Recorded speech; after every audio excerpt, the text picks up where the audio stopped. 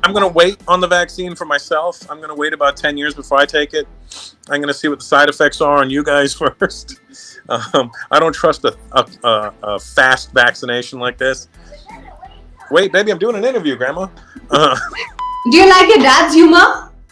yeah, Yes. because she knows the right answer. If she doesn't say yes, I will beat her. You see her look scared? Man, I've never had anybody to look up to or anybody to help me through this weird business called entertainment. First started, I was terrible. Let's not code over that. I was awful. These two guys are about to fight, and then some guy who had just moved to Canada from India had a really thick accent. He gets in the middle of the two guys and goes, "Hey, no fighting, okay? Or somebody going to get hurt real bad." And me and my friends were standing there, and we started laughing hysterically. Hindi films I don't mind. It's Bollywood films I don't like. I literally put "Do Not Disturb" on my phone, and people are still calling. Doesn't "Do Not Disturb" mean you can't get me? I mean, the people that come to see me because they like what I do. I'm not going to change because somebody else is like, "Oh, I don't like that." Listen, I unfortunately, all I know is how to curse, and that's not going to help any of us right now.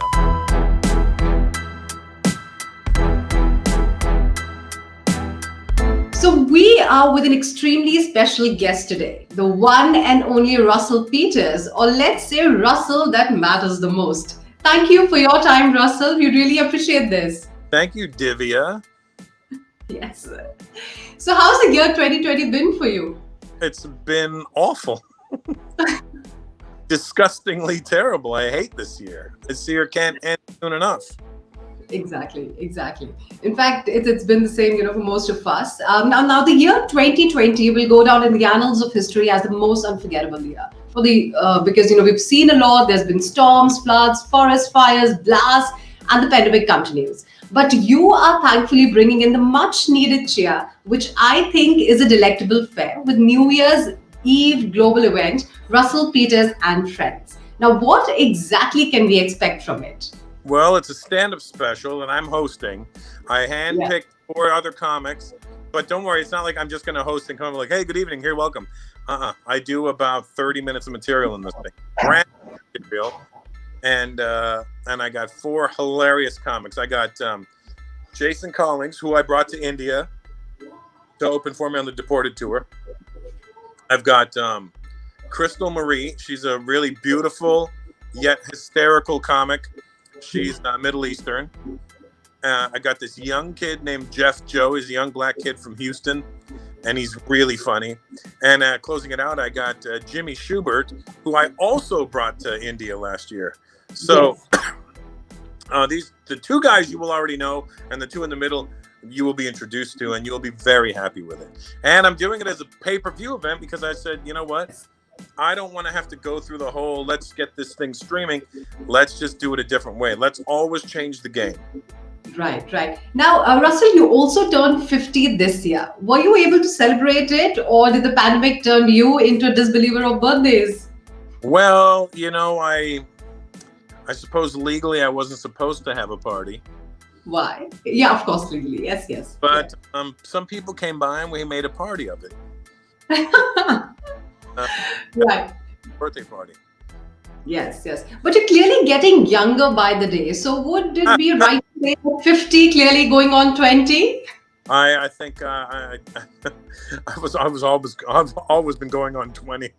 No, but tell us what exactly, what 50 can actually look like. I mean, in your way, in your style. I mean, we know what to expect, but yes, why don't you tell us? I mean, look, I'm 50 and I gotten lazy. I didn't want to do my hair, so I just put on a hat. Now, in November 1989 was when you did your first show, and you were like about 19 then. Yeah. And how do you want to describe yourself? You were 19 and? I was 19. I had no life experience with anything really. I had nobody in my family's in the entertainment business. Never has been and never will. Well, not never will be, but never has been. I was the first one. There's not been anybody in my family since. So I've been in this 31 years now, and I'm kind of hoping somebody jumps in to help me. Why is it? A lot of Oh, yes. lately, and I keep hearing a lot of people talking about having a mentor and somebody to guide you through and somebody whose brain you could pick. I've never had anybody to look up to or anybody to help me through this weird business called entertainment. Exactly. And 31 years into this. I mean, you started, when there was no social media, there was no YouTube, no Facebook, no Twitter, no Orkut, nothing. No internet. So, yes, exactly. No internet. So where would you derive, your humor from? Obviously, it was from real life instances, people that you met, but anything else? I just listen. When I first started, I was terrible. Let's not code over that. I was awful. Like it wasn't like, oh yeah, you were kind of good. It was like, no, I think back. You got 5 minutes, and I think I did 2.5, and was like, okay, thank you, good night, and I got off. And I went, I'll try that again. The second time I did it a little bit better, but I still did only 3 minutes. And then the third time, for some reason, I figured it out. And I didn't figure it out completely, but I figured out what it was I'm trying to do up there.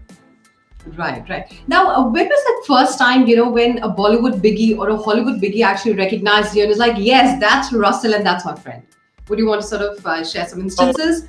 It took a long time for that to happen. I think the first person of any kind of notoriety to pay me a compliment was, I think, must have been 2000, like 11 years later. And it was at the Just for Laughs Comedy Festival and was Ben Stiller's father.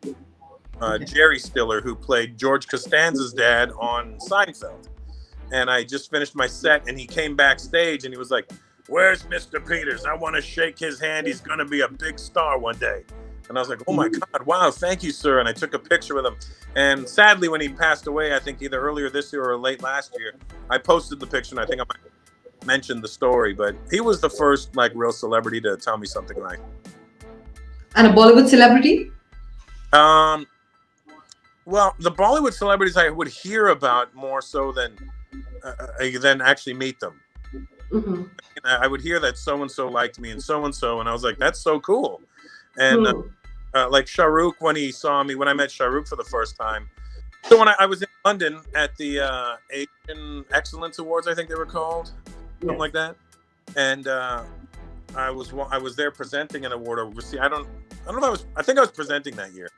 And I was walking past Shah Rukh's table, and I had heard through the grapevine that he was a fan. And I'd never met him. And even though I'm not a Bollywood movie guy, that doesn't mean I can't respect what they do. You know what I mean? It doesn't mean like when I see them, I don't recognize their greatness. You know what I mean? Just because it's not for me doesn't mean that doesn't mean it's not good. It's just not for me, So I see him, and he had these 2 bodyguards around him. And I was walking past him. I just kind of hit him on the shoulder and dink. and he went, oh my God. And he stood up and told his bodyguards to back off. And he was so like a really genuinely nice man. And I was very, very pleased to see that. Right. And you also interviewed Aamir Khan. I'm sure, because that was during Lagan and, when Dil Chahta Hai was supposed to hit the theaters. That was like long time back. So what was the meeting with Aamir like? I was watching your interview last night and it was fun. I just remember I did really like his energy. I remember trying to talk to him in between commercials, and he kind of like don't talk to me. And I was like, oh, you're that guy, are you? And then after that's kind of what made me, not be a fan. And that's why when I said things about him in the Indian press before, that's why I said it, in case they were wondering, what's your problem? There was that. And in all fairness, I mean, it probably really didn't mean it like that. But, I was young and kind of like, oh, pay me respect. And I'm like, it doesn't work like that. But, you make these mistakes along the way.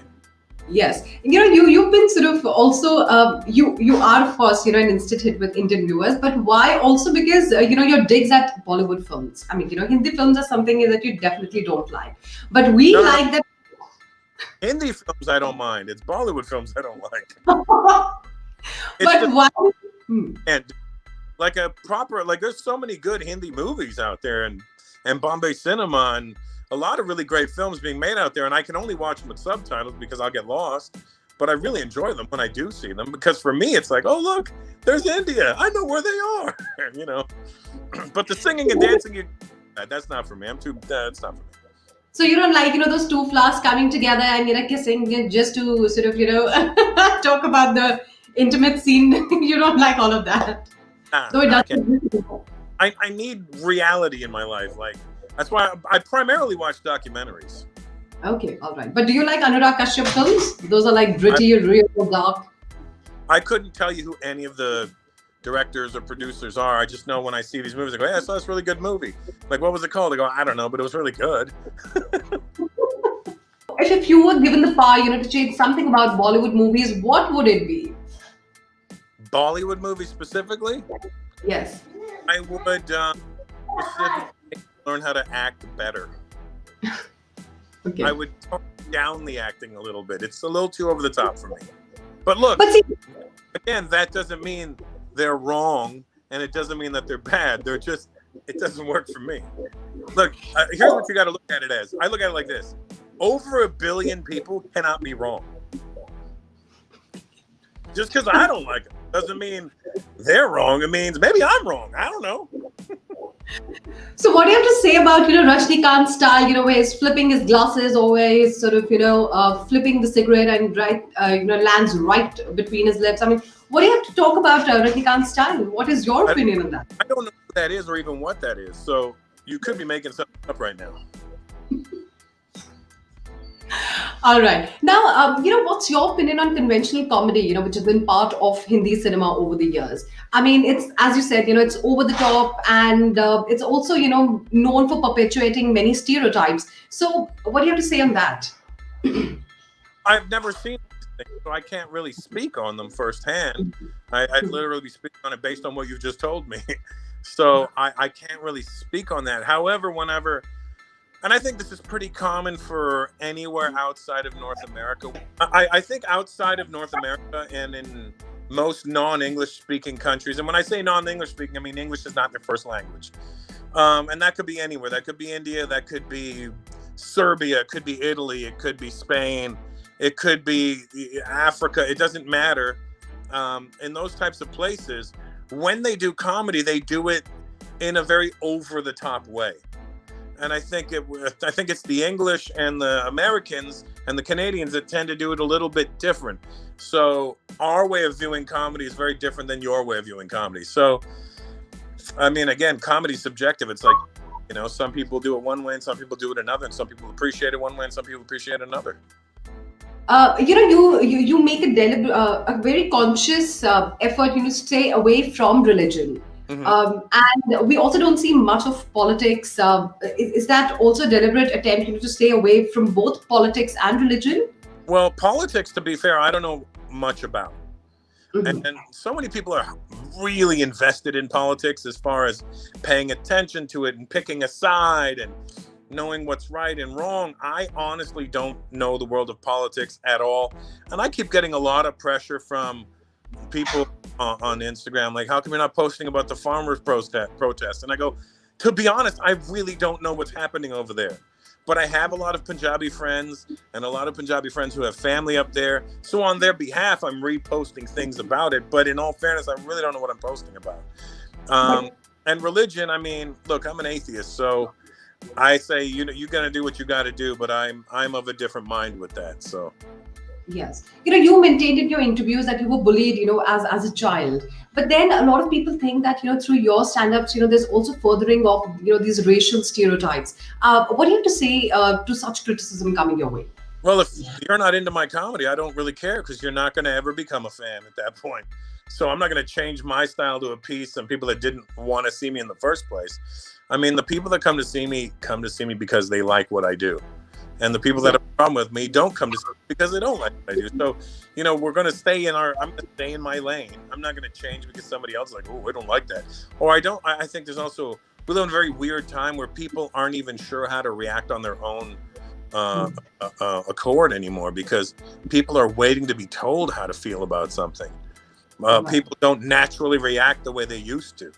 And I think what part of my success in the beginning was people didn't hesitate to react. They did whatever they felt naturally. And now people are like, oh, wait, is that offensive? And I'm like, if you didn't find it offensive, then it's not offensive. If you found it offensive, then maybe you should listen to it again, because I don't write things to be offensive. I write things to hit people in a certain way. If I'm talking about a certain culture, I'm talking about them because I know something about them. Yes. And But when do you? sorry? Sorry. You please continue. No. When it comes to Indian people, India is such a broad thing to say. I'm an Indian, but I mean, when you say that, especially in India, people go, I'm an Indian, but then you say a different type of Indian, go, oh, I'm not that. That's a South Indian. Oh, that's an East Indian. No, that's a North Indian. Oh, those are the tea Indians over there. Those are the rice Indians. You know, it's like everybody divides himself up at that point. So when I say Indian, I'm doing it as a very broad stroke. And because of being Anglo-Indian, you know, my mom's from Calcutta, my dad's from Bombay, my dad was raised in Burhanpur, which is in the middle of nowhere. My grandfather's from Madras. My step-grandfather's a Hindu Punjabi.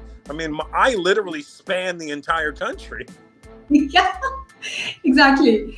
But you know, I mean, how easy is it to make fun of Indians? You know, when you are, you know, amongst Indian viewers, how tough, easy, what's it like?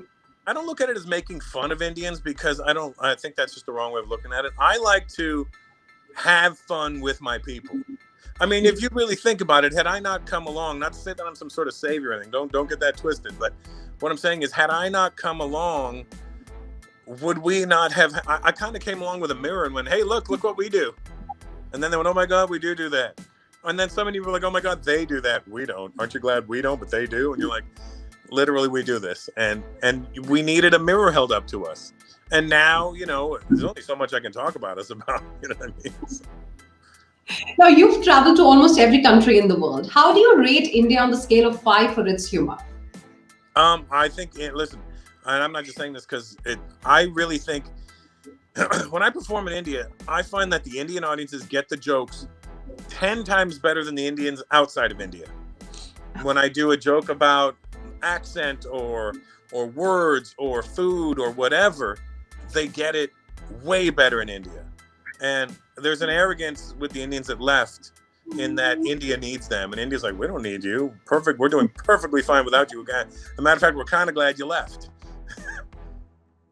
And, you know, do you think that there's any need for self-censorship or censorship in comedy? You know, now it's like available everywhere. So Netflix, Amazon, OTT platforms, everywhere. So is there a need for censorship when it comes to stand-up shows?